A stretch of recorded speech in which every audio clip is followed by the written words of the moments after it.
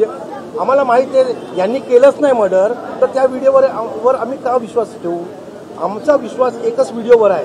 हे second video जे त्यांनी बनवलं आहे ते मॅनेज झाल्यानंतर त्यांनी बनवलं आहे. हे तर कॉमन सेन्स आहे ना. एकंदरीत पाहायला गेलं तर नजीब मुल्ला हे राष्ट्रवादीचे अजित पवार गटातले हे या ठाण्यातले आता त्यांना जिल्हा प्रमुख काय सांगाल? एकंदरीत लाडकी बहीण ह्या सरकारचं एक धोरण आहे, लाडक्या बहिणीला हे सरकार म्हणून पाहतं. या एकंदरीत तुमची मागणी का असणार अजितदादा उपमुख्यमंत्री साहेब? बघा, अजितदादा पवार किंवा आपले मुख्यमंत्री शिंदे साहेब आम्ही सर्वांना भेटलोय. आम्ही या छोट्या छोट्या मुलींना घेऊन आम्ही त्यांच्या दरवाज्यावर गेलोय. त्यांनी काय प्रतिसाद दिलाच नाही साहेब. आम्ही कुठं गव्हर्नरला भेटलोय, आम्ही होम मिनिस्टरला भेटलोय, आम्ही फडणवीस साहेबांना भेटलोय.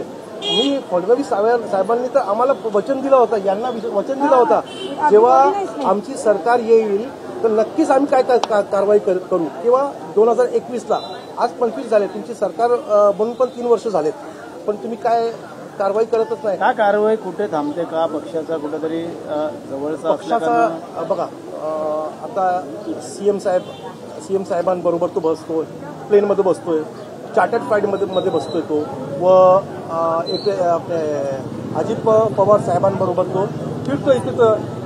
तर डीसीएम आणि सीएम दोघांबरोबर तो दिसतोय. तर हा एक ऑटोमॅटिकली प्रेशर पोलिसला क्रिएट होतोय, म्हणून पोलीस कारवाई करत नाही. एकूण आरोपीपैकी आतापर्यंत किती आरोपी?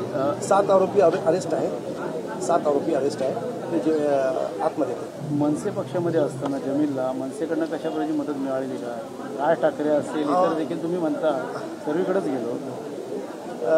राजसाहेब ठाकरे साहेबांनी पण याच्याबद्दल एक प्रेस कॉन्फरन्स घेतली होती. त्याच्यानंतर काय झालं नाही. आम्हाला त्यांच्याशी काय देणं नाही. आम्ही आमचे जावेद लखपती भाई आहे, ते आम्हाला पाठपुरवठा करतात आणि त्यांचे आम्ही आभारी आहोत. काय मागणी का असणार आहे एकंदरीत या प्रकरणासंदर्भात? तुम्ही जे मोठ्या लोकांनी नाव आम्हाला न्याय द्या तुम्ही. आम्हाला खरा आरोपी पाहिजे. हे सर्व चिल्लर लोक आहे जे त्यांनी अरेस्ट केल्या पोलिसांनी, हे सर्व चिल्लर आहे. मेन आरोपी कोण आहे? जे म्हणजे कोणाच्या संरक्षणामध्ये ही घटना घडली आहे ते आरोपीला पोलिसांनी जेव्हा प्रेस नोट काढली तेव्हा मुख्य आरोपी म्हणून कोणाला सांगण्यात आलं होतं? तेव्हा काही आरोपी ठाण्यात जेव्हा शूटरला यूपीमधून अरेस्ट केलं क्राईम ब्रांच युनिट 1नी, तेव्हा त्यांनी मजिस्ट्रेट समोर त्यांनी कबुली दिली होती कि मुझे ये सुपारी नजीब मुल्ला ने दिया हुआ है. काय नाव त्याचं? STFची इरफान सोनू शेख.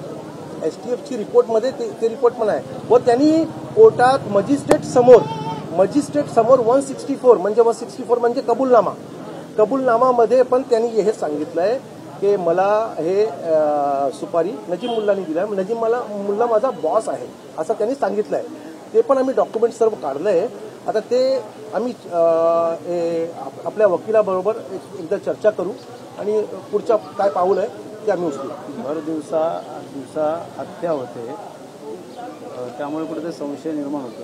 त्यामुळे ह्या भागातले लोक आता जमीलच्या पाठीशी कशा प्रकारे आहे आणि आता येणाऱ्या निवडणूक पाहता राजकीय आरोप प्रत्यारोप व्हायला सुरुवात झालेली आहे. तर नजीब मुलांशी देखील संपर्क केला असता त्यांचं देखील म्हणणं आहे की हा संबंध आहे. पोलिसांचं काम, पोलीस योग्य तो त्या ठिकाणी कायदा सुव्यवस्था बघतात. सॉरी मी समजलो नाही. पोलिसांचं नजीब मुलांना विचारलं असतं, त्यांचं म्हणणं आहे की आज माझा काही संबंध नाही. त्यामुळे येणाऱ्या काळात जे आहे ते कोर्ट असेल या पोलीस असेल ते त्यांच्या पद्धतीने काम करते.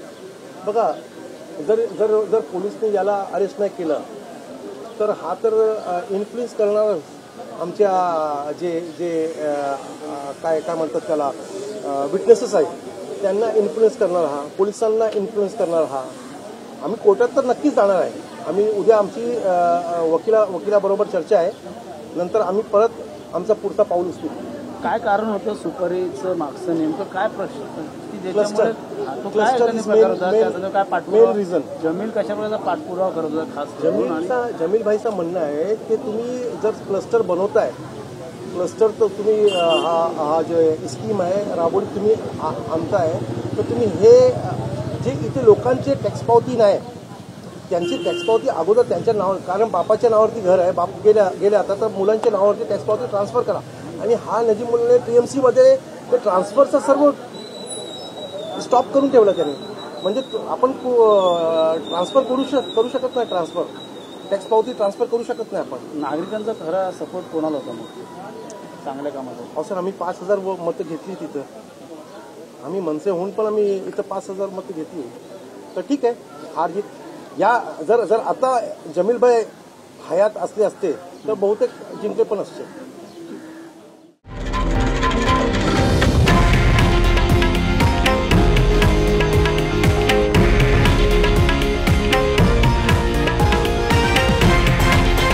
हे आहे देशातील नंबर 1 न्यूज नेटवर्क आणि आपण पाहत आहात TV9 मराठी, एकमेव.